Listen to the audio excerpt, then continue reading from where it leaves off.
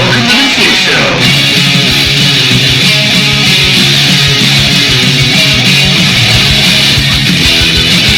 For the fighting Mongooses.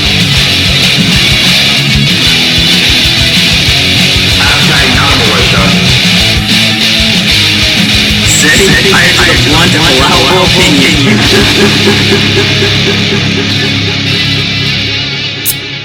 Welcome everybody to Biting the Bullet, episode number 14.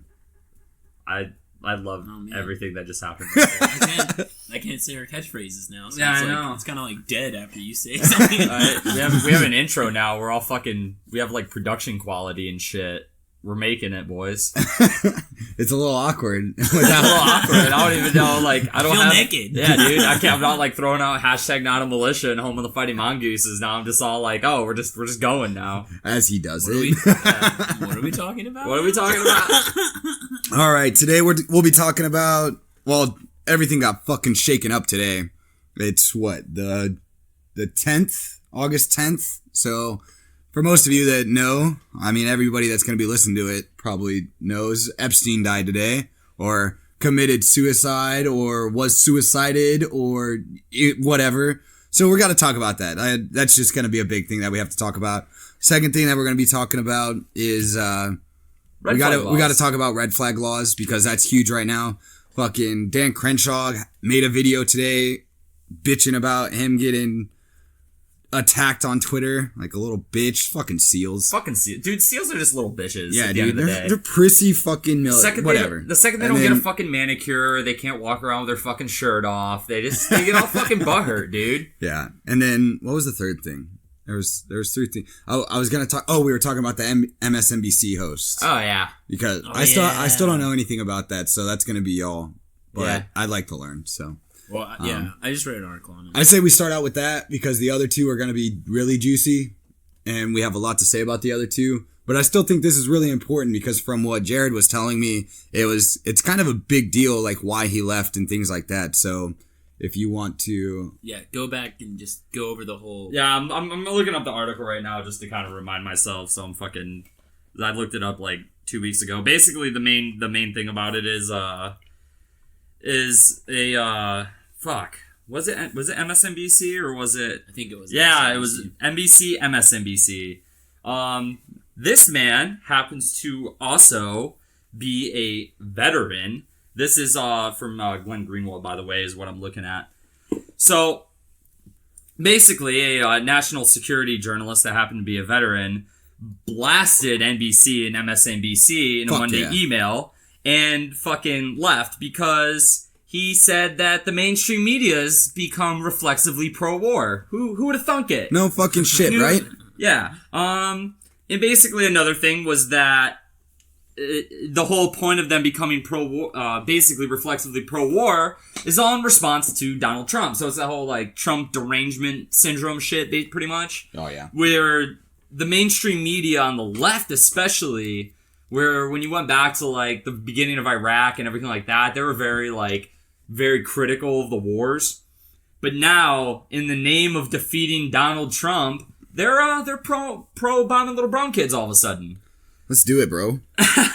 So basically, Can you say... Do you know what his name is? Yeah, what's his name? fuck, William Arkin. He's a longtime prominent war and military reporter, perhaps best known for his groundbreaking three-part Washington Post series in 2010, co-reported with two-time Pulitzer winner Dana Priest on how sprawling, unaccountable, and omnipotent national security state has become in the post-9/11 era. So this man was a veteran that became a journalist and basically went against the military-industrial complex as well as the national security complex. And he, from what I saw about it, he basically wrote this entire fucking letter to basically all of the mainstream media when he left, because they've abandoned everything. And I think you can see this mostly with when Donald Trump, what was it, like a year ago or so, like basically just said that he was thinking about pulling out of fucking Iraq and like Syria and shit. And all of a sudden, fucking everybody on the left. You saw CNN, The Kurds. MSNBC. Yeah, and I don't know how many times I heard the fucking Kurds in that month. Dude, the fucking Kurds Dude, are our allies. Oh my god, you know how many times I fucking ask people, like, alright, explain to me what a Kurd is? Who are the Kurds? And then they would give me this blank stare, and I'd be like, alright, now explain to me why my friends have to go die for them. Yeah, dude, that's the best argument. If you ever want a fucking argument, an argument winner, just like a giant fuck you to the face of anybody that's being pro-war, it's like, ask them who like, whatever they're arguing about. If it's, you know, oh, we gotta support our allies or whatever, and be like, why do my friends have to go die for them? And they usually get dumbstruck, honestly. Yeah, I haven't heard the comeback. I haven't heard a really good comeback. It's just like, oh, that's not what it's about. We're fighting for freedom. Yeah.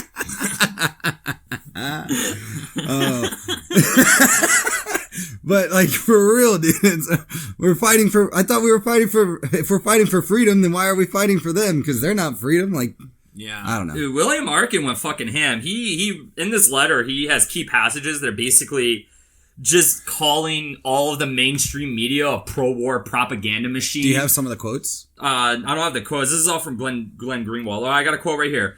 My expertise, though seeming to be all the more central to the challenges and dangers we face, also seems to be less valued at the moment. Remember, he went against national security state and the fucking military-industrial complex. Fuck yeah. And I find myself completely out of sync with the network, being neither a day-to-day reporter nor interested in the Trump circus. Oh, fuck. To me, there is also a larger problem. This is still William Arkin. This is quotes from his letter. Though they produce nothing that resembles actual safety and security, the national security leaders and generals we have are allowed to do their thing unmolested. Despite being at war, no great wartime leaders or visionaries are emerging. There is not a soul in Washington who can say that they have won or stopped any conflict. And though there might be the beloved perfume princes in the form of the Petraeus and Wes Clarks, or the so-called warrior monks like Madison McCaster, we've had more than a generation of national security leaders who sadly and fraudulently have done little of consequence. And yet we and others embrace them, even the highly partisan formers who masquerade as analysts. We do so ignoring the empirical truth of what they have wrought. There is not one country in the Middle East that is safer today than it was 18 years ago. Indeed, the world becomes an ever more polarized and dangerous. Those were two really good quotes from that. I'm glad that they were the first ones that I saw in this article. William Arkin going fucking ham, though. Hey, man, we say it all the time, but dude, that's what we've been trying to say. I mean, that was the whole point of this podcast. Was one of the things is showing a lot of the loudest fucking vets out there are the pro-war fucking neocons. The fucking war hawks. Fucking type over here, cracking open a beer. And I think a lot of people don't realize that a large portion of U.S. military veterans are very, very adamantly anti-war or non-interventionalist. And William Arkin was one who became a journalist. It's one of those things where we see how the military operates. We have none of the facade, the romanticism, the smoke and mirrors. Like everybody outside the military, dude, like they act like everybody in the military is like this fucking Rambo hero that, you know, goes out and chews bubblegum and kicks terrorist ass every fucking weekend. And that's not what we do. That's not what we do. I was a glorified janitor for most of the time, and then I got to go shoot at little brown people in the Middle East for about 7 months. There's my military career summed up. And you didn't even get to shoot first. They shot you first. Yeah, pretty much. I shot 4 rounds. What? And then I got told no on 19 airstrikes. That was my military career. Yeah, good times, dude. This picture of William Arkin, dude, though, he looks like fucking Tom Woods, but a vet. Dude, he does. Oh, you're goddamn right he does. He looks like a more disgruntled Tom Woods. Yeah. Like a Tom Woods that had to go through war. But I don't know. I think it's super interesting that, especially as, I mean, he was MSNBC, right? That's what we got on? Yeah, MSNBC. So, you know, it's a left-leaning media outlet, and I think a lot of, left-leaning liberals, progressives, whatever. I think a lot of them are getting tired of this whole war propaganda machine that's been going on in the media. I bring up my parents all the time because they're the closest leftists I really know and that I talk to on a daily basis. But I know they are. They're super anti-interventionalist on most things, and they're very, very tired of the defense of foreign wars that really don't have any justification anymore and have been shown that they don't have any justification. And I think it's really interesting to see somebody do something like William Arkin did, because I feel like that's a really big deal. I feel like it's a really big deal because he's been on there. Oh yeah, he's a hotshot journalist. He's like one of the fucking, like, he was one of the like national guys, one of the journalists attacking the National Security Administration and fucking everything else. And you know what I think this paints is, like, you see shit like, ever since Trump got elected, has really brought to view what the mainstream media looks like. I think that's probably the greatest contribution Trump has given to society outside of his Twitter. It's shown how bullshit the mainstream media is. Yeah, dude, I mean, they fucking did a whole article on how Trump got an extra scoop of ice cream. Do you remember that? No. Yeah. They had a fucking dinner, and everybody got 2 scoops of ice cream, but when Trump went out to get ice cream, he got 3 scoops, and they wrote a whole fucking article about it. Like, white privilege, bro. Oh, dude, it's just one of those things, and it's like exactly how he said. They're so partisan and they're so reflexively anti-Trump that they have no principles. They have no values. I truly believe that Donald Trump tomorrow could come out with a Medicare for all plan, and they will fucking shit on him for it. Oh yeah, definitely. All of the mainstream media would be like, fucking picking it apart. All of a sudden, they would sound like conservatives. It's slavery. They would sound like conservatives. It'd be like, oh, we're gonna enslave doctors and fucking, how are we gonna pay for this? Get so libertarian. Oh yeah, dude. Oh god, it just pisses me the fuck off. And these people, it's one of those things where it's something that we learned from the military, just from interacting with the people that are in charge of us, the officers, and we can see the direct correlation between the relationship between officers and enlisted, and the politicians and the fucking people. It's the same relationship. Oh, almost identical down to the fucking core of it. Yeah, and one of the main lessons that you learn from that is those people don't give a fuck about you. Yeah. They don't give a fuck about what you want. They don't give a fuck about what you need. They're there for their agenda in their fucking pockets. And that's it. Exactly. Well, it's like, you get onesies and twosies, and it's the same thing in politics, or for politicians. You get onesies and twosies in the military in general, where you find an officer that actually gives a fuck. He usually gets shit on by all the other officers. And he gets constantly shit on by all the other officers. And I think the best person to like equate it to is somebody like Ron Paul, where he just gets shit on all the time by everybody else because he's anti-establishment and all these things. And that's basically what it is. You see the people that, especially in those kinds of positions, whether it's politician or officer in the military, you see once the power is given to them it wasn't by the people that are their peers, but by the people that they lead. When the power is given to them by the people that they lead, the people that are their peers get really fucking upset. Yeah. Because they didn't give them the power. The people that they rule, or the people that they are in charge of, gave them the power. And when that happens, it shifts the whole paradigm of like their power structure, the politicians or officers' power structure. Because, there was officers that I didn't give a fuck about, where it was like, whatever they said, I'd just be like, yeah, sir. And would just go on about my day like he never said anything to me. It didn't matter.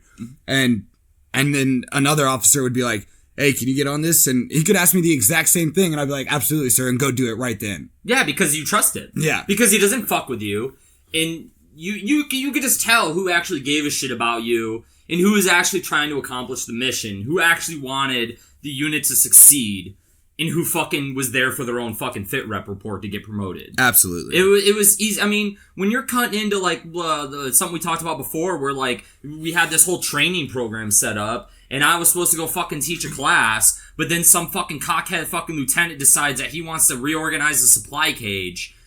Yeah, I got in trouble that day. For no other reason than fucking, he could put it on his fit rep. That's- I reorganized the supply That cage. was literally all he wanted it for. Yeah. I got in a lot of trouble that day because of Yeah, you did. the shit that I was saying to him. Dude, I just left. Yeah. I was like, nope. But what were you about to say, Typo? What? Fuck. What's that show? I forgot what the show is called, but the miniseries about the Iraq War, the first one, or right after 9/11. I have no fucking idea. I have no idea what you're talking about. What, Generation Kill? Yeah, Generation Oh. Kill. Oh, you really forget Generation I just Kill? What forgot the that. fuck is wrong with you? Well, no, I was just when we rewatched it recently. Remember there was a scene, and I don't know if you guys saw it because Kimmy was the one watching the episodes, but we were when it was there was a scene where it was that officer, or I think it was that colonel, and that colonel said that like he's not afraid of like dying, but he's afraid of disappointing General Mattis. Oh yeah. And like when I first time you watch that, you didn't really, it kind of just blows over. You're like, oh, whatever. Like I get it. Like you're afraid of disappointing your leaders, but like it really hits home when you're like, that's how it is. Like Yeah. that's how the military is. They don't care about like your well-being or even their own well-being. Sometimes they just care about impressing their leaders so they can promote themselves and move themselves up through the ranks. Whereas on the enlisted level, you hear it all the time.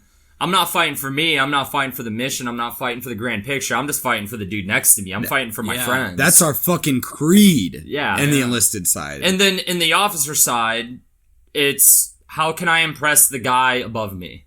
Yeah. Yeah, it's all a dick all it sucking is. game. pretty much.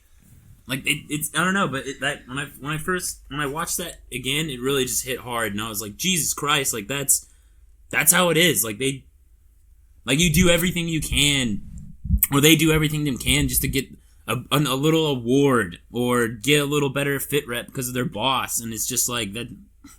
It's like it doesn't matter if it's right or wrong or better for the unit. It's just whatever that general or military leader wants. Like they're gonna do everything they can to impress them. And even if that means sacrificing some poor PFC's life to do so. Yeah, and honestly, they don't give a shit about us. Like, I'm pretty sure we keep saying that over and over again in the last 10 minutes, but, like, they honestly, like, I think there was one officer, and he wasn't even my officer, that I think gave a shit about me in the Marine Corps.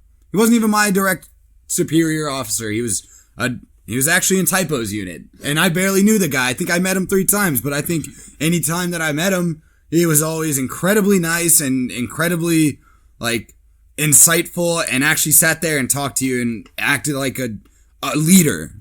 And he wasn't even my leader. He wasn't even in my unit.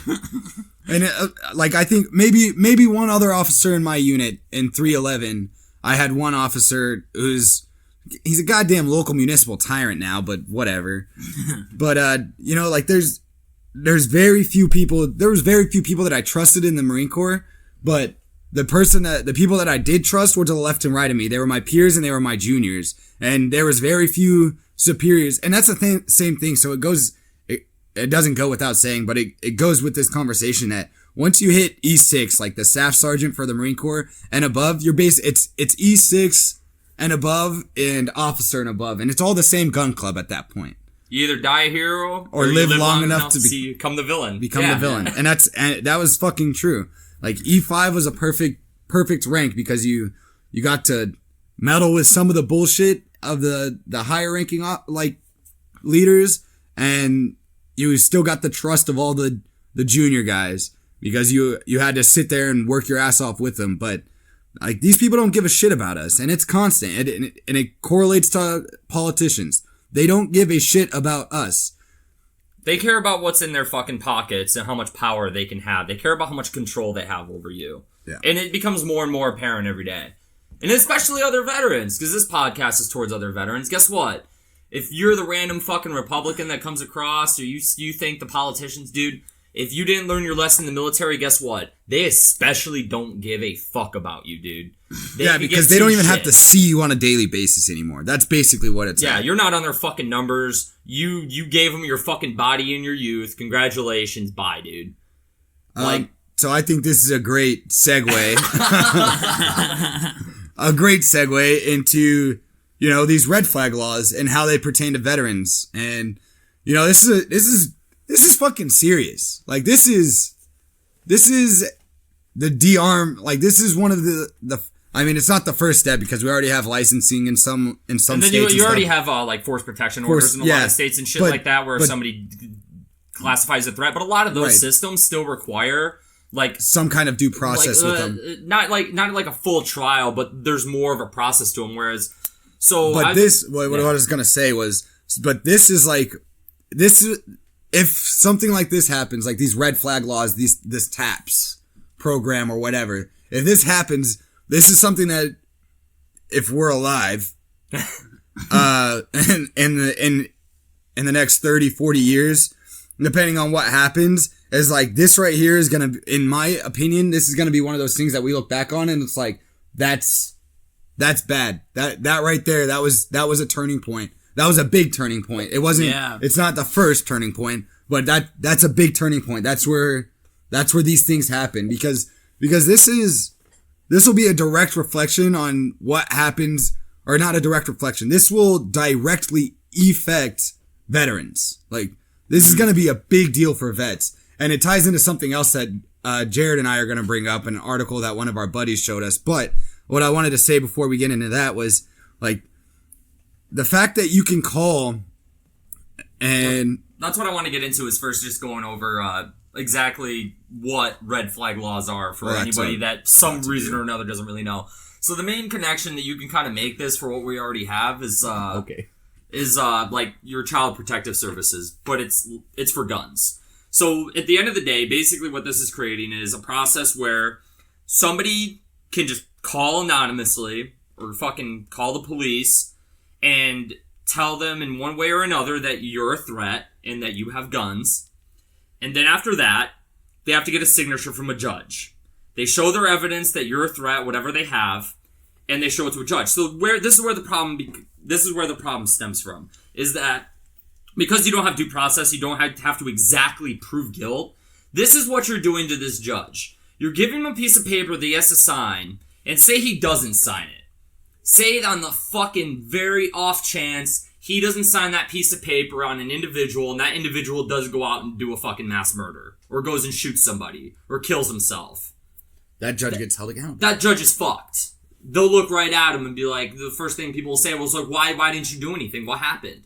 Because he could defend it very, very morally and be like, I didn't see any evidence. There wasn't any real evidence. And then on the off chance that person goes and does something, that's on him. So, guess what's gonna happen? They're gonna fucking sign the pieces of paper. They're gonna sign every goddamn one, no matter the amount of evidence that comes with it. So, you're talking about having a system where a disgruntled family member, or even a government official, say, we start talking shit on Mesa PD again, and Mesa PD gets wind of it. You act like they can't fucking do their own red flag orders against us? And then, what you were bringing up about the article that we were talking about, Luke, about how this is going to affect veterans more, because guess what, motherfuckers? The government already views you as a threat. They don't have to prove shit. At all. They don't have to prove a goddamn thing. Well, so one thing that I was gonna bring up is Dan Crenshaw. He released a video today. You know, it was like a minute and a half or something like that, and I'm sitting there watching it, and he's like, I think I was unfairly targeted by the conservatives on not truly using our conservative ideals, or everybody got really triggered about this. And he keeps saying the word triggered when the only person that's fucking triggered is Dan Crenshaw. But he even talks about the memes and how they could have been better. And it was like, bitch, those were some beautiful fucking memes that got put out about Dan Crenshaw. You're just a pussy without a sense of humor. Yeah, fucking Navy SEAL. Yeah, exactly. But the thing was he was like, this was just what I was saying was this is just a conversation, and the Republican Party, we would do the right red flag laws, the right ones. No, you fucking won't. And it's like, the right ones? What do you mean? Like, that doesn't make any sense. First off, any gun law is a fucking infringement. Yeah. I don't give a fuck who you are. But second, he was like, and he talked about how there shouldn't, like, your neighbor shouldn't be able to call in a red flag law against you. Your crazy ex shouldn't be able to, but a family member. And then he went on to say, he was like, a family member or maybe just police. And it's just funny how it always comes back to, oh, the police are in charge of the communities, or we're going to put the police to do these things. And it's like, so we're just going to give the federal government more power to do things. So they get to decide if you get to have a weapon or not. And especially for a podcast like we are, where we speak out against these things and we talk about these things, and in some things we go into pretty far fucking depth on some of these things. It's like, fuck you, bro. Like, we're gonna be the first ones that get fucked up in this shit. Oh, we're getting swatted. Oh, definitely. but the thing is that right? We're not violent towards anybody. We're only violent towards those that are violent against us. Dude, I'm just trying to go to work, man. Dude, I think between all three of us, we're less violent, and we preach less violent ideas than any liberal or conservative out there. By far. Our values are to be non-violent, non-force, nothing, no aggression on anyone unless aggressed upon. Unless aggressed upon. And I don't know, maybe I'm getting too deep into it, but no, go deeper. Sometimes I think deeper typo. Deeper. I honestly think the government's pretty stupid, they don't understand things, but sometimes I think they do understand things. It's like the whole buyback systems that they see in other countries and they don't work. I think they kind of recognize that, and I think they if you think of the government does the most evil thing, and then what is their reasons for doing it is the most evil thing, I think they recognize that a buyback system is not going to work. So these are small things they can implement, like a red flag law, to start stripping away the most, most people that call out the bullshit and say, we will not stand for this. It's an easy way for them to just confiscate someone's gun that they think is a threat to them in any way. And guess what? The U.S. government, for all of our fellow veterans out there, the U.S. government already views you as a threat, ladies and gentlemen. Absolutely. Any of you veterans that are listening to us right now, you're already viewed as a threat. Especially if you went to Iraq or Afghanistan, congratulations, you're yellow flagged. If a cop has your fucking name come up in his database, it fucking shows him. You're a veteran. You come up as a yellow flag, you're an immediate threat. And what this is from an article that we got sent by our buddies over from Insurgency Knitting Circle, and it was from the one that goes by Oracle. Good old Patty Pat. Patty Pat. But anyways, so he sent us this article, and it's by Mint Press News, and I'll try to put it in the show notes so everybody else can look at this, because I think it's extremely fucking important, first off. But there's this thing called Operation Vigilant Eagle.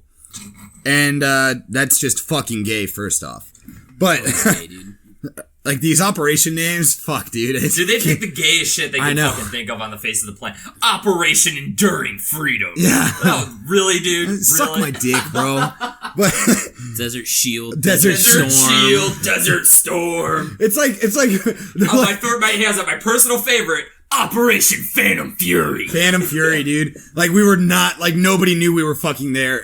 We named all of our operations Mattis. It was Mattis 12, Mattis 14. Yeah, fucking dude. gay. It was all fucking Mattis, dude. It's just when the MSRs are named, it's always a superhero or a fucking car. Dude, or call signs in the military. Yeah, dude. What was 311's fucking Thunder. Oh yeah, we were Thunder. And every fucking event that we had that the whole unit was at, they played Thunderstruck by fucking AC/DC. Oh god. And it was so fucking, dude, they played it at our ball, and the ball is a pretty decent ass long ceremony. Sorry, this is a little rant, but it's a decent long ceremony, and they played it the entire fucking ceremony. It was just Thunderstruck! Over and over. And it was just constantly throughout the entire fucking, in the background. We had a guest speaker, and in the background of the guest speaker, Thunderstruck! The government, does so much propaganda, but they're still so bad at it. Yeah, dude, I don't know. It was fucking insane. But anyways, this thing is called Operation Vigilant Eagle. And what it does is it basically criminalizes vets without saying they're criminals. I don't know how a better way to explain it. it's like one of the quotes in there is, we often treat vets like criminals merely for having served in the military. And it's ran by the Department of Homeland Security, of course. It's a program tracks military veterans returning from Iraq and Afghanistan and characterizes them as extremists and potential domestic terrorist threats because they may be disgruntled, disillusioned, or suffering from the psychological effects of war. Well, Disillusioned, That's I'm my disillusioned. Well, they're not motherfuckers. wrong. Well, that's what I want to talk about, is that word, disillusioned. So you mean to say that if I speak out against the government, I'm disillusioned to what the government is, Yeah, or dude. what the government does? Fuck you, fuck your mom, fuck your mata, and I will go fucking skull fuck your entire family. I don't give a shit, bro. Like, fuck the government. Like, that's so bullshit. And Hashtag red flagged. exactly, I don't give a fuck, dude. I'm not going to prison. I'm not going to fucking prison. But what I'm saying is, like, that word right there makes it so broad of an area of what they can and can't do based off of that word, and who they can and who they can prosecute or put under this thing. Dude, I like how it goes even further. Is coupled with the Department of Homeland Security dual reports on right-wing and left-wing extremism, which broadly defines extremists as individuals, military veterans, and groups that are mainly anti-government, rejecting federal authority in favor of state or local authority, or rejecting government authority entirely. Yeah, dude. Typo hasn't read this, so you should see his fucking face right now. Oh, dude, this fucking shit. Oh, it goes He looks like the Tom meme right now. You know, the fucking the Tomcat where it's always really fucked up shit. That's what Typo's face looks like right now. Oh God! Dude, and then, it's and like- then it even goes on, and there's actual then programs where state and federal fucking their SWAT teams or their more specialized teams, they train specifically to handle veterans because we have military training. Like, let's be real here. A simple street cop ain't gonna fucking stack up. You ain't gonna stack up, sport. If you've only put like 3 rounds through your fucking AR-15 and it was like in a panic and some little bullshit shootout against a fucking gangbanger somewhere, you're fucked, dude. Oh, yeah. You're not gonna handle this shit. So they've specifically targeted when they're targeting veterans, they're specifically training fucking SWAT teams to come in force. Like, it's happened several times. This article goes on. I'm not going to go into it completely, but the article goes on and it shows examples of fucking the police getting a call on these veterans. One of them was in Arizona too. That made me laugh. But the second they fucking saw that these people were military veterans, and I think all of them had combat experience on top of that, they didn't just respond with a couple fucking cops. And every single one of these, we'll post the article, but in every single one of these examples, the actual veteran had done nothing wrong. But it didn't matter. These motherfuckers showed up in fucking armored vehicles and 40-man fucking SWAT teams for one dude. And this is why it didn't matter, because they call it oppositional defiance disorder. Yeah. That's what they fucking call it. Yeah, we have a specific little disorder against us. Yeah, we're mentally retarded. I mean, we knew that, but like, it's not because of this. But like, that's how they get, and that's how they do it. And that's all right. So this is the biggest thing with those red flag laws. You're gonna tell me that they're not gonna be used to disarm every fucking veteran in the United States? Go fuck yourself. You're a goddamn liar. Or even when we go into it, like we talk a lot about at times, like, you know, there can be some arguments, they're not very strong ones, that our government's not like full-blown tyrannical authoritarian. So it's not quite there yet, but we're on the path. But you're instituting these kinds of fucking programs, man. It's just open. It's just handing the next fucking Hitler, the next Mao, the next fucking Pol Pot. You're handing them the way to disarm people on a silver platter. It really is. And then, like, all these fucking Republicans going on and on about these we're not gun grammar Democrats. No, but you're giving them the program they fucking need to completely circumvent any need for a court system to just fucking strip you of your arms. And if you think if somebody's trying to take control that they're not going to target fucking vets first, they're not going to target you're lying to yourself. They're not going to target the people immediately that have the combat experience, that have the knowledge. And guess what? Most veterans hate the fucking government on a whole.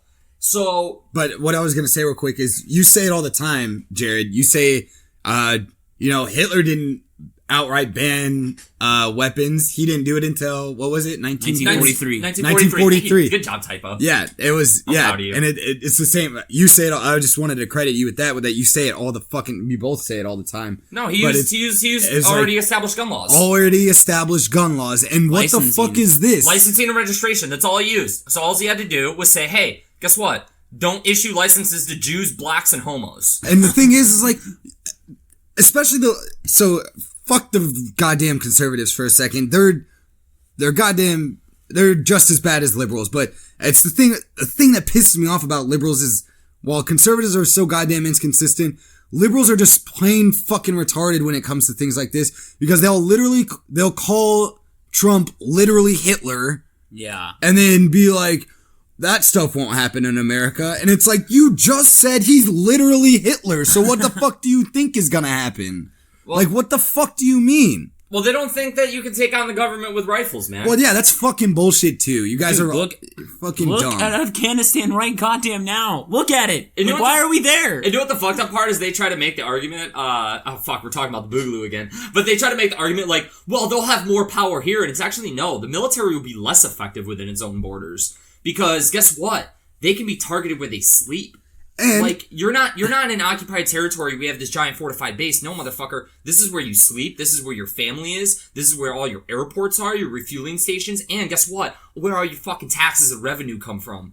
If that kind of shit pops off here, the military and its combat effectiveness, as well as the fucking police and their combat effectiveness, they plummet. It happens in every fucking civil war. Because you know what happens first off, too? Is a lot of fucking veterans usually defect. A lot of military personnel in most civil wars in now history, they defect. And you know what they do when they defect? They blow shit up. There's multiple instances in all these fucking little civil wars throughout history where veterans defect and they're tossing fucking hand grenades into fucking airplanes. They're fucking ripping out fucking cords in the fucking tanks. Because they know. They know this shit's gonna be used against them. And they're also taking fucking missiles and fucking rocket launchers with them, too. Yeah. It happens every fucking time in our history. Well, and guess what the first thing I'm gonna do when the Boogaloo kicks off? Allegedly. I'm not fucking paying taxes. Yeah, like... So how are they gonna pay these people? When the majority of they're gonna levy more taxes against the people that are still doing it? Well, guess what? That's how you create more of a fucking insurgency and more insurgents, because now they're not getting any of their money back, and it's just it's a decrepit, corrupted system that gets more decrepit and more corrupted the less it gets fed. So guess what's gonna fucking happen? It'll collapse eventually because they're not gonna be able to fucking do anything about it. The only thing a government can do, especially in the United States, the only response a state or a government has to a situation is to be more brutal and more controlling. And especially, that works against them every time. And the Revolutionary War, exactly. Like every time when people were getting out of hand, and then like the British responded with force. Well, that caused more people to defect and go against the government. Yeah. Nothing radicalizes you faster than watching a family member get killed by a soldier. Yeah, and people imagine seeing a tank roll over your neighbor's house. Do you think you'll feel safe? No. You're gonna be like, oh my god, they just killed Ben, my buddy that's been there for 10 years because he said something bad on Twitter about the government or whatever the fuck. Yeah. And it's just like, yeah, and people are gonna see that, and not everyone is like, yeah, a lot of people are stupid, but when you implement that kind of force on someone, like, people kind of wake up and be like, holy shit, this is bad. The only thing, it's what fucking Dave Smith always says, the government's a mob trying to pose as a humanitarian rights organization. So, when you have very, very rough situations like that where the government where you have a disgruntled population the government has to deal with, or they're trying to implement more and more control over said population, that veil of being a humanitarian rights organization slips. It just slowly fucking peels back to more and more people, where you need less and less. You have, you need more and more and more and more of an indoctrination for you to believe this shit. Mm-hmm. Because slowly, it's the same thing that we did in Iraq and Afghanistan. Every bomb we drop that doesn't hit a fucking terrorist, every fucking soldier who shoots around and hits a fucking kid by accident or fucking on purpose. We have war crimes that have been committed in Iraq and Afghanistan.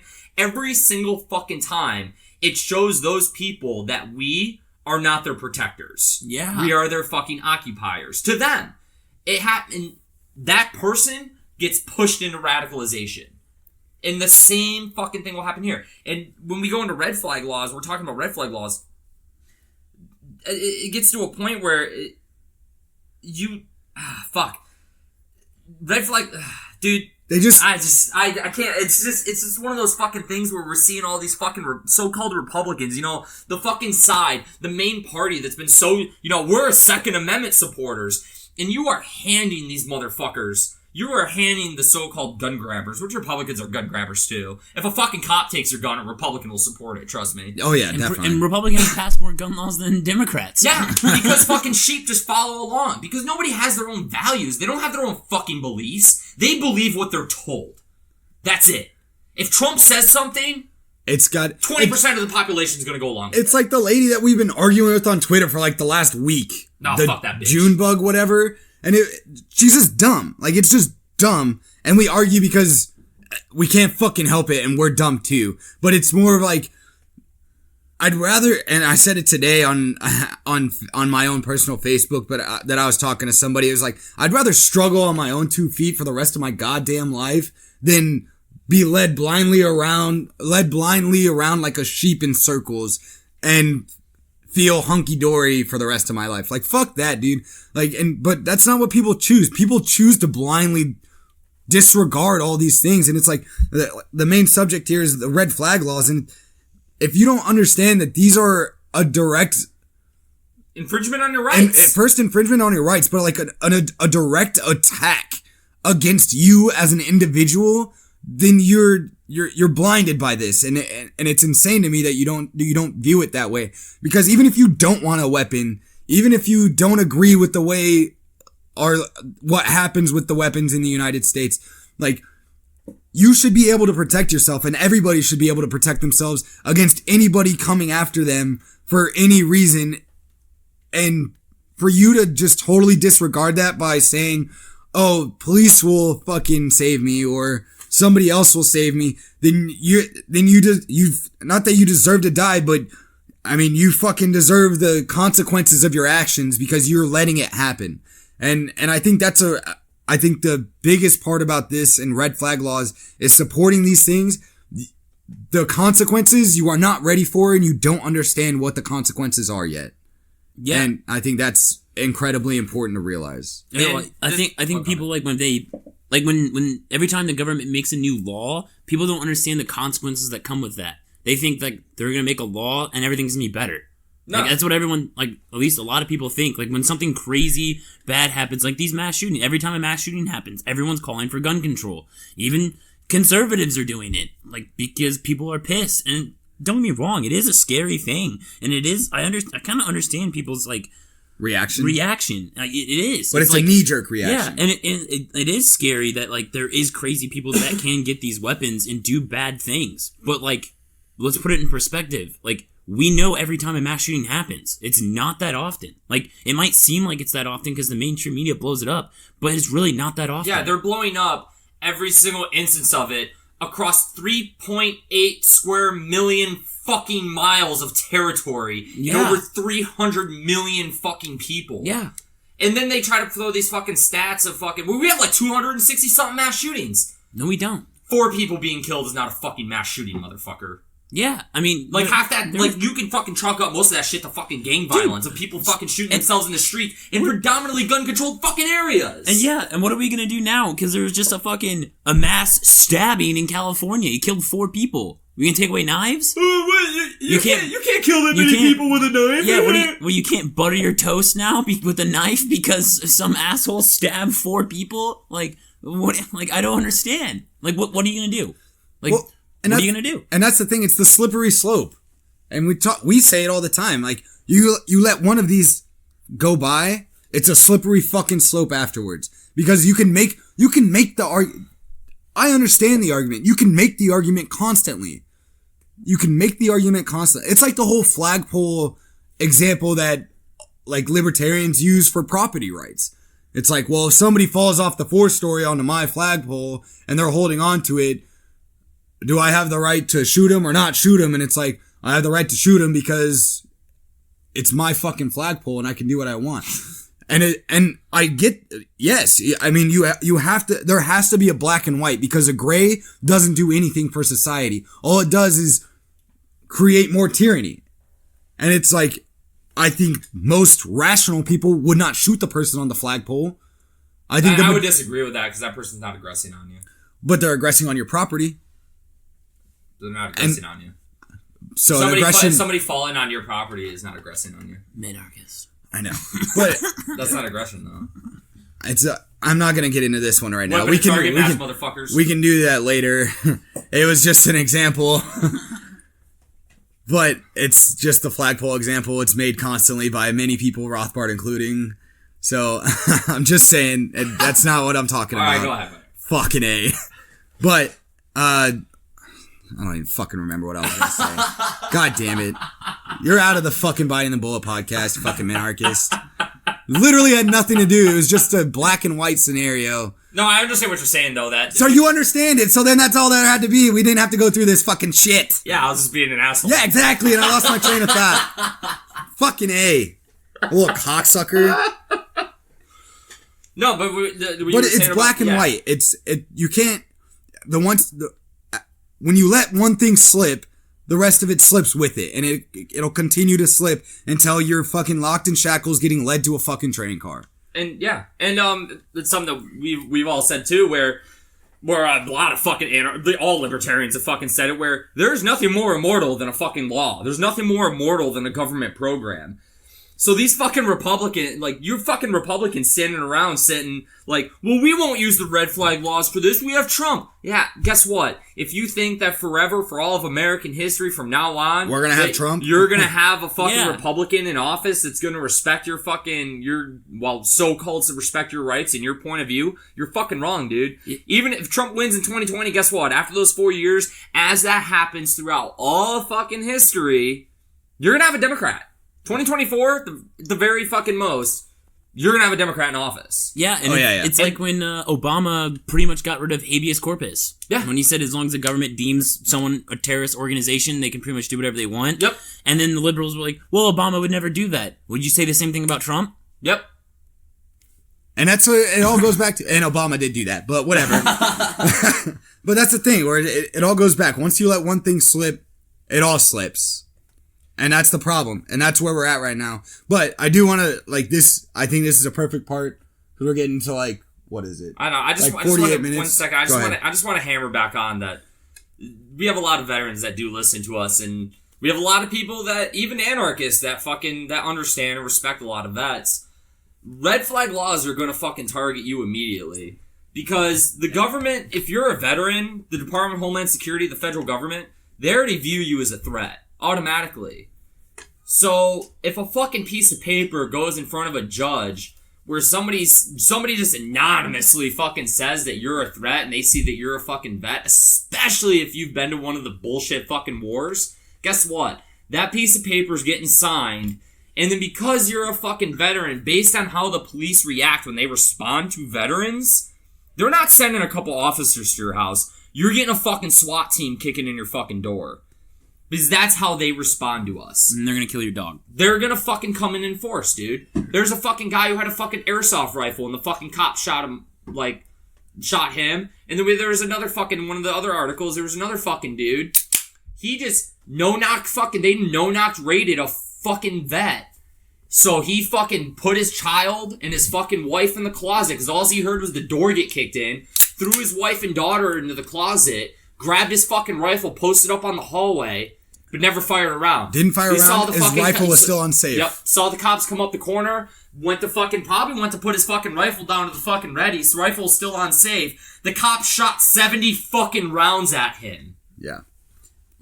That's how they respond to you. That's what they fucking do to you. So for so-called serving your country, the police, the second your fucking name shows up on their goddamn computer, they're sending a fucking SWAT team after you. And if they see even an inkling of a fucking threat from you, you're getting fucking smoked.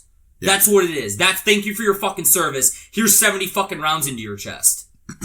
Yeah, exactly. And so this is what I wanted to bring up, whereas these red flag laws, if they do get passed, it's a direct fuck you to the American populace, And it segues into our next subject about Epstein because that was a direct fuck you to the American populace. They literally think we're stupid. Because, well, no, I don't think they think we're stupid. I think they are very much so pushing the agenda that we can do whatever the fuck we want.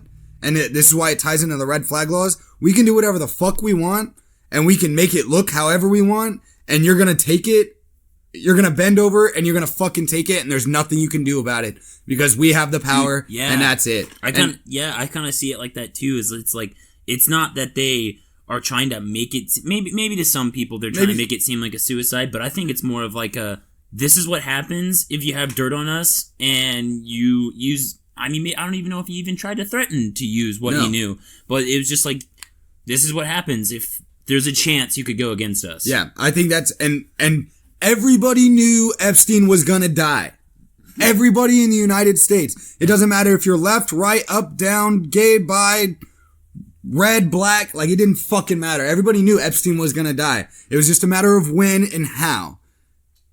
And it was very much so, and it was very apparent this morning that it was, and it's still apparent at 9:15 tonight that it's very up in the air how he died.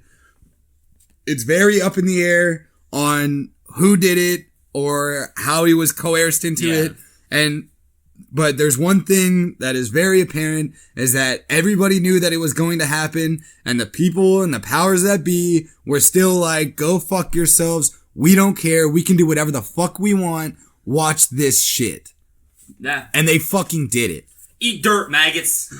Yeah, basically. Dude. And I think this is another one of those points, exactly like the red flag laws, where it's like right there. Like, we're going to be able to look back at this point and be like, right there. Yeah. We all should have known. Yeah. We all should have fucking known right there. Yeah, and I think consensus, no one gives a shit about Jeffrey Epstein. No, everybody, I'm pretty sure everybody thinks he should have fucking died in the worst possible way. Like, there's still that, like, good part of me. Sorry to cut, I'll go back. But there's still that good part of me that's like, good, rot in hell. Yeah. I'm glad you're dead. You're a piece of shit. Yeah. I wish you would have suffered. But like, what you watched to happen to him, that's what, like, makes me, like, what's gonna happen to Julian Assange? Yeah, dude. Or Julian Assange, or whatever his name is. But, like, I kind of think the same thing's gonna happen to him.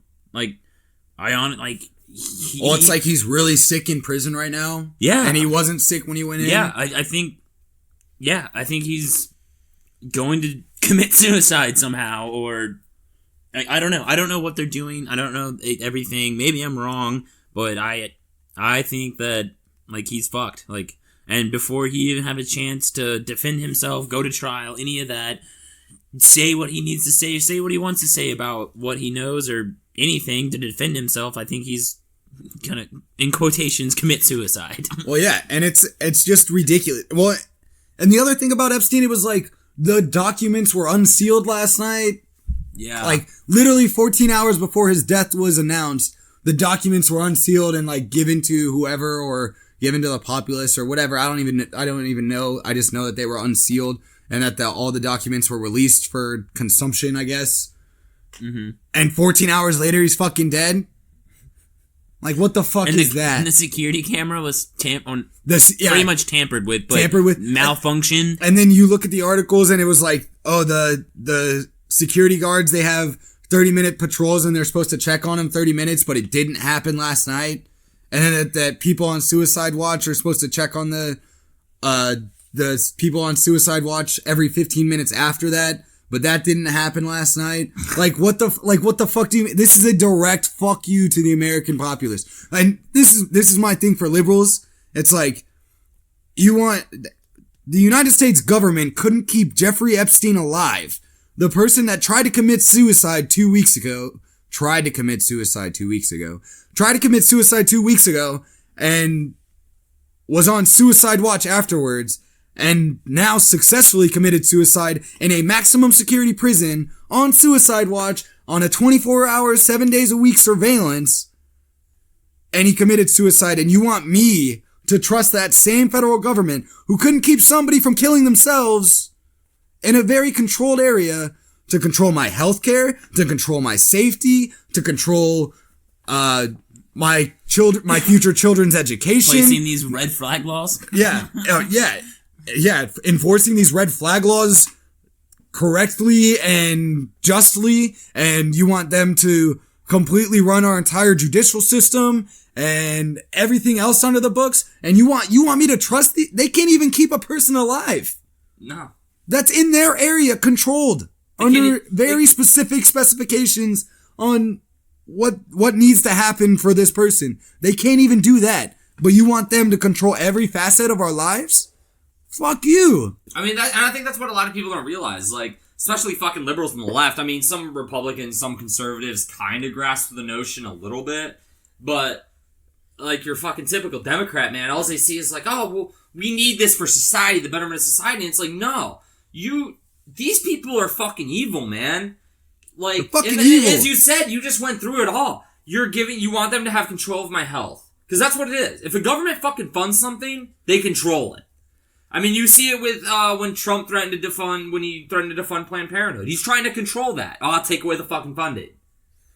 So, you want them to control my fucking health. You want them to control my fucking education. You want them to control how I defend myself. But fuck that. You want me to depend on them to defend myself. All of it's dependency. That's my thing. It's all a dependency back to the state. Yeah. And you just want me to fucking go on with my life expecting that they'll just listen to the vote. That they'll never do anything evil, even though they have multiple documented cases of doing evil shit all the time. It'll be different this time, guys. But the thing is, like, they want you to be dependent, and they can't even keep the person alive that the entirety of the United States knew was going to die. I mean, they try to defeat drugs, but they can't even keep drugs out of federal prison. Exactly. But they can't keep weapons out of federal prison. No. But that's the thing. It's like, everybody knew he was gonna fucking die. I don't know how many times I can stress this, but I think for months we were waiting everybody knew he was going to die, or that somebody was gonna try on his life or whatever, and he still fucking died, even though everybody fucking knew he was going to either try to commit suicide or get killed. Like, everybody fucking knew it. Everybody fucking knew it. I think, and it still happened. And honestly, I think my take on it is that I don't think he was like an assassin like Hillary Clinton with a mustache came in and like killed him. I honestly think that the powers that fucking be, it's federal prison. For one, it's federal prison and he's a pedophile. He is fucked. Oh, yeah. And he knows it. Well, I thought he was gonna be stabbed. I think the powers that be just set the fucking conditions, man. Like, you're telling me, like, so I heard conflicting things, like, oh, well, he was on suicide watch, but he wasn't on suicide watch. So either way, we have two instances. This is just the one thing, just to show it, just to prove it. So either A, he was on suicide watch, but for some reason or another in a federal fucking prison on suicide watch, he had the means to kill himself. Which makes no fucking sense. Yep. So, or 2 weeks as a high-profile fucking person, 2 weeks after they tried to kill themselves, we took them off of suicide watch. And these are the people you want making decisions for my everyday, day-to-day life. Dude, it was set up, man. Honestly, like, you can call it a fucking conspiracy theory all you want, but I'm 100% on the fucking train of somebody fucking, that man had fucking names on powerful motherfuckers, and they fucking set that shit up. I want to see the fucking guards' names that were supposed to be in charge of his fucking life. I want to see their fucking bank accounts. I want to see it all, man. I want to see what the fuck happened. How the fuck did you let this motherfucker kill himself? That motherfucker should have been strapped to a goddamn fucking bed with a flak and fucking Kevlar put on him.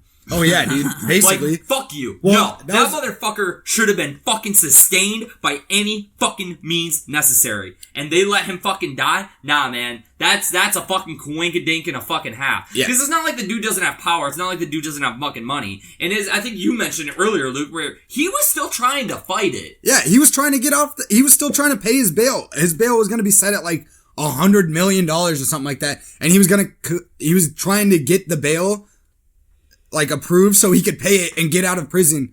But you're telling me this man wanted to commit suicide? Why would he even pay the $100 million? And I mean, yeah. And I think, and honestly, all it takes at that point for that kind of dude, I mean, all it would have taken was to set the conditions so he can, and the littlest fucking threat to make him push him over the edge, dude. Because that's all it is, dude. Federal prison, you're a fucking pedophile. You're on edge, man. You're fucking. Oh yeah. It won't take a lot to push a man to fucking smoke himself in federal prison otherwise, but as a pedophile, you are fucked. Well, the thing is he was in isolated conditions because of everything. Mm-hmm. But his trial wasn't going to be for almost another year. Yeah. Like, what kind of shit is that? Like, I get people want to, like, gain their... Speedy trial. Yeah, it's speedy trial, right? But people want to gain their case and things like that, so I get that. But at the same time, a fucking year?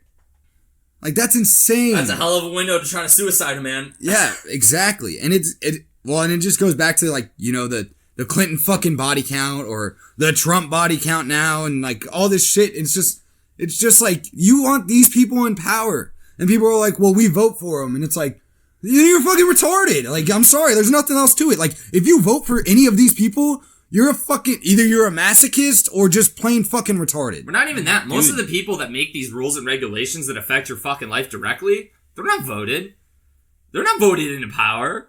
It's like John fucking Bolton. Fuck John Bolton. There's no will of the people. Like, the people that run the Department of Homeland Security, the FBI, the CIA, the fucking police stations, most sheriffs in the fucking country, they're not elected. They're not voted for. Yeah. They're just put in power. Dude. Yeah. They just kiss the right ass, and then they have almost existential control. I mean, the fucking EPA can just show up to your house, say it's a fucking wetland, and charge you $30,000 fucking dollars. And then you can go buy scientists to test your ground and scientifically prove it's not wetlands, and guess what they say? Too fucking bad. Pay my $30,000 fucking dollars.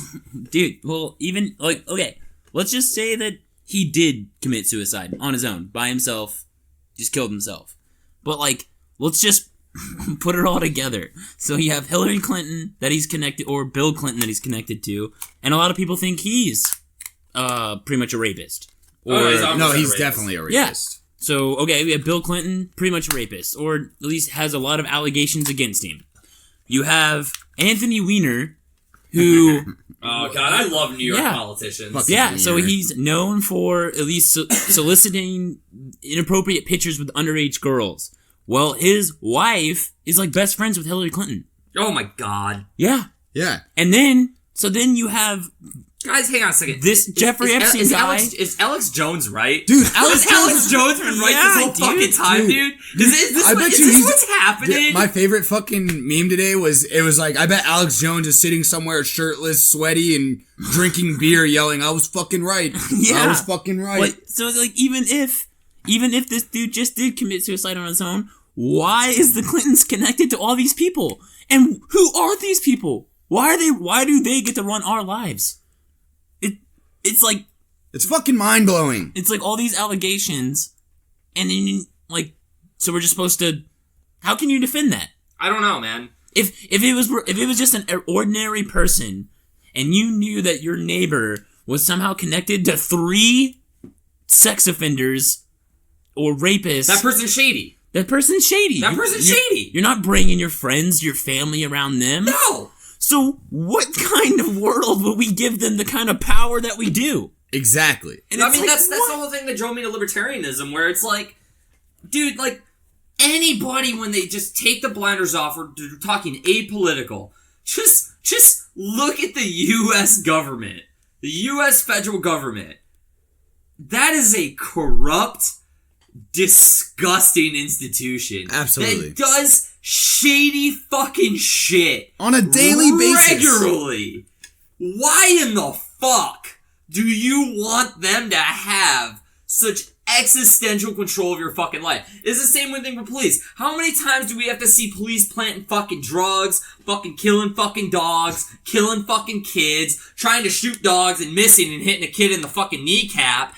And then your response is, I think it should be almost impossible to hold police officers accountable for their actions. I mean, all of it is just so goddamn fucking crazy. It's like, you need to realize at the end of the day, these are human beings. I mean, absolute power corrupts absolutely. That's a fucking phrase I learned in, like, middle school. Yeah, for real. Fucking Jesus Christ, people. Yeah. They're still human. Stop giving them all this fucking control. They're human beings. It corrupts you. A fucking lieutenant. Somebody that picks out corporal in the military. You know how many times I see a fucking kid that's like this little weak beta bitch? I know all of you have seen it. and then he picks up Corporal, and all of a sudden, he's in every fucking boot's face, screaming the fuck out of them, spitting in their face, just abusing them? Yeah! Because he has power now! And he's a beta male fucking little incel prick! But he wasn't able to actually exert control over other people's lives until somebody else, a higher authority, gave him power over other people's lives. And like, let's just be honest. We've all done that. Yeah. We've all abused the power of being an NCO. Oh yeah, dude. I actually consider I think all of us consider ourselves, especially me and you, Luke, like we were fucking decent NCOs. Yeah, like, we were fucking chill, but there is definitely times where I did. Oh yeah. And I'm not... It's fun! You can't help it. Yeah. You're a human being. You fucking... Like, when we started, like, fucking with a kid or, like, he fucked up, yeah, it would start as, like, no, I need to drill this into you that you fucked up. And I would be lying to myself. But then it's kind of fun. Yeah, if I didn't look at myself and I was like, this is fun. Yeah. And This it's is like, fun. and why do you think I have such a fucking... Yeah, because like, we know. Why do We you know what it feels like! yeah, exactly. Why do you think I have such a disposition against it now? Like, Why do I think I hate myself? yeah, why do you think I think it's wrong? Because it's like a predetermined, like, prophecy that we turn out like shit. Yeah. Regardless. If you're in any kind of power structure, you turn out like shit. There's even psychological studies about this where fucking you just give somebody the power to electrocute somebody else, to shock them. For no reason. Dude, and you know what those studies did? That person just sat there fucking clicking the fucking button like, ha ha ha! Like, dude, it's a fucking complex. You cannot give human beings that much power over other human beings. And so the only way to do it, and this is what basically this entire podcast is about, the only way to do it is to dismantle all power structures of that kind. And you make it so individualistic, I guess, the individual mind, and it's the only way to create a system where you can't corrupt absolutely because you have no absolute power. There's no absolute power. And the only power that you have is your money. But money can only go so far because other people have fucking money. You know? And you may have more money, and that's a power structure in itself, is more money to less money. But when enough people with less money don't agree with the person with more money, it balances. I mean, that's one thing I like about Pete Raymond is like having power with money is one thing. But, like, as Pete Raymond with this whole fucking, the name of his Twitter, the government has a monopoly on violence, motherfuckers. Yeah, it's literally a monopoly on violence. That's the absolute power. You can have all the money in the fucking world. Money doesn't stop bullets. Yeah. Money doesn't stop men with rifles. Money doesn't stop people from following fucking orders. Dude, that was a thing in House of Cards. Like, it was like, the president, what was his name? Frank Underwood. And then I forgot the billionaire's name. And he was like, well, I have all this money. I'll go against you. And then Frank Underwood's like, I have all the guys with guns. Yeah. What are you gonna do? Yeah. And he basically takes over his company with the government force. I mean, I know it's a fake show, but like that, it means something. It's like, yeah, when you have the power of force, what can you do? It doesn't matter what money you have. No, it doesn't at all. Money doesn't save your life when there's a bullet coming down range. And that's why, like, police are so goddamn fucking corrupt throughout many institutions. I mean, fuck, I just read an article from the NYPD. The NYPD can't even account for their civil asset forfeitures. Yeah, I just read that. There was a fucking man that just now, I think last year, he got arrested on, like, some drug charges. A year later, got fucking freed. So he went back, because while he was incarcerated, waiting trial, NYPD went into his home, broke a bunch of shit, like, punched holes into his fucking wall. God, dude, it's such a fucking game. Confiscated $4,500 worth of shit. So then he got out, he got freed. He was innocent. He was exonerated of all charges. So he goes to NYPD like, hey, can I have my shit back? And they're like, oh, sorry, we auctioned it off and put it into our pension fund. Jesus Christ. Yes, before he was even fucking incarcerated. Before he was convicted. They stole his shit. And then a judge looked at it. NYPD has almost zero way to even track all the shit. They have millions of dollars in asset forfeitures that they can't even account for. It's fucking dope, dude. They steal your fucking shit, and then they'll fucking sell it and use it before you're even convicted of a crime. And then I love the people that are like, oh, it's not all of them. It's like, it might not be all of them. Like, I'm not saying that all cops are bad, but... Yeah, but when you give that kind of power... And then when you don't... It's the same thing with the NCOs. You have good NCOs. You do. You have good officers. And I think that's why you have more good NCOs than you have good officers. Because you have less power as an NCO. You have a lot less power. But then as you go higher and higher in that fucking rank, you get more and more power over more and more people. And that's probably why, like, E6 and above, which includes officers, they're all shit. Almost every single one. You're out of touch. One of my staff sergeants used to go on and on all the time. I remember him talking about, like, I haven't drank the stupid juice. I'm not going to drink the stupid juice when he picked up staff sergeant. I think it's just, he was trying not to buy into the power. He was trying not to fucking just go ham on all the power he has over his fellow man. Especially in the military. Yeah, you get way more power. You fucking outrank somebody. You tell them to fucking do something, they jump. Well, and you can legally charge them if they don't. Yep. Yeah. And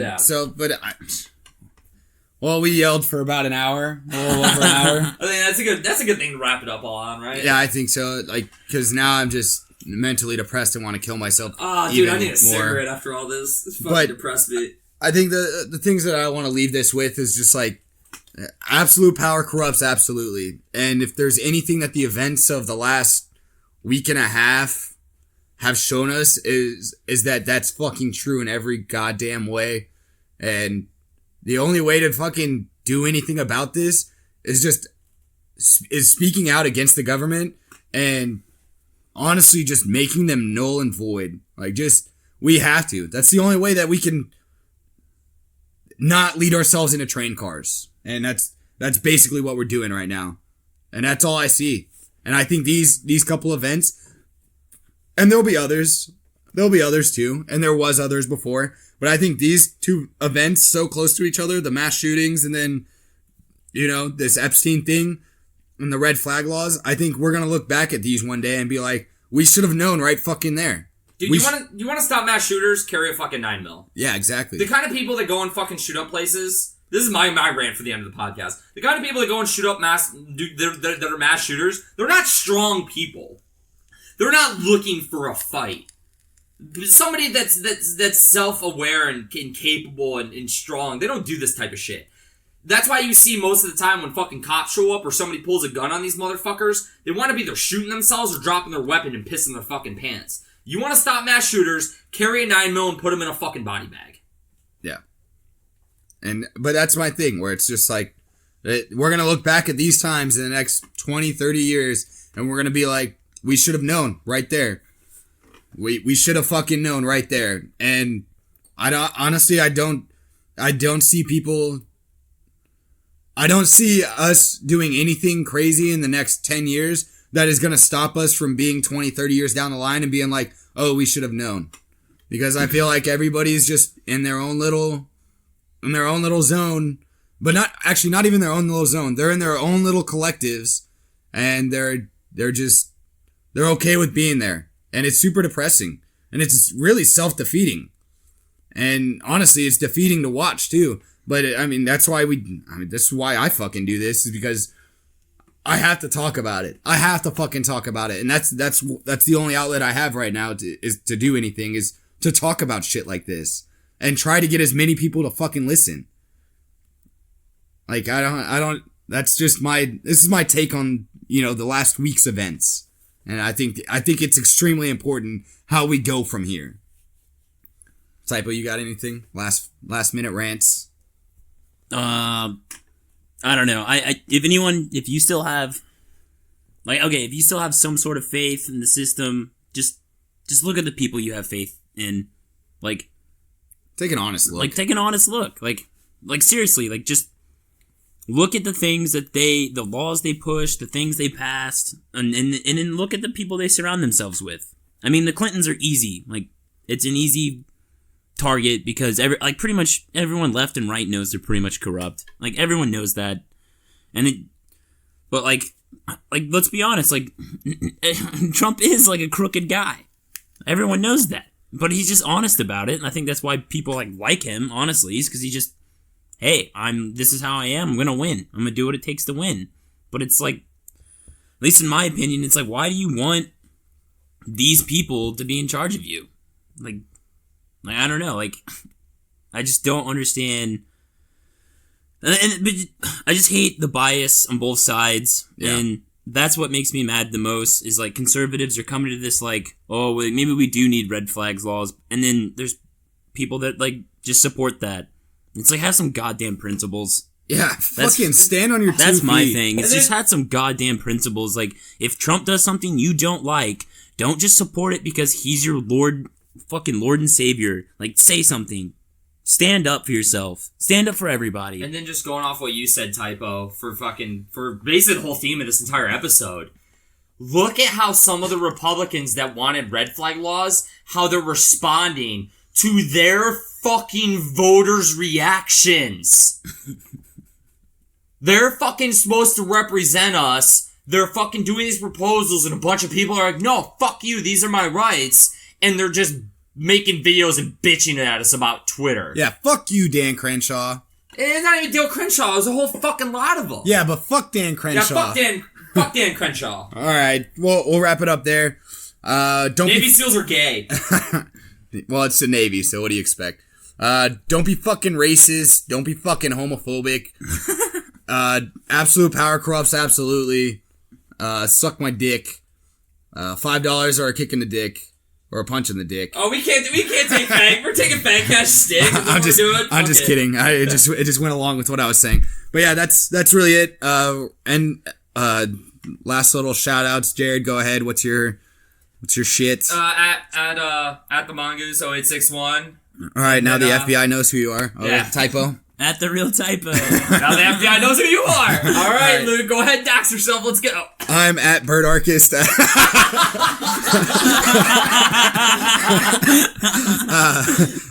at. Dude, he lives in a gulag, dude. Don't do that to him. NYPD be at his fucking door in a week. They're like, Luke, get on the ground. He's like, what the fuck?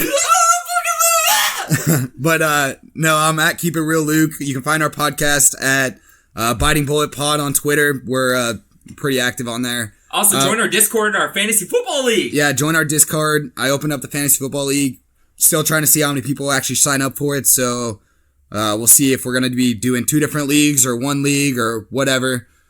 Do that shit. Send me those emails. DM us directly on Twitter, please. Or join the Discord and send us on Discord. And don't be a little cunt that joins the league and then gives up like 2 weeks in. Yeah, don't be that you. bitch. Yeah, don't. If you're like really consider joining, we want people to join, but like actually play. Please. You're probably gonna beat me, by the way. Yeah, I came in. Jared I played 2 years sucks. in a row, and I came in last place 2 years ago, and I came in second to last place last year by a thread. So like, you're gonna beat me. Just play. He came in a last place to a person that didn't fucking play. Goddamn right. But yeah, so that's it. That's our show. I hope we didn't piss you off too bad, because now I'm like super defeated. I'm depressed. I am pretty fucking depressed now. But whatever. I had fun doing it. I hope you guys enjoy it. We'll see you guys, or you'll listen to us next week, faggots.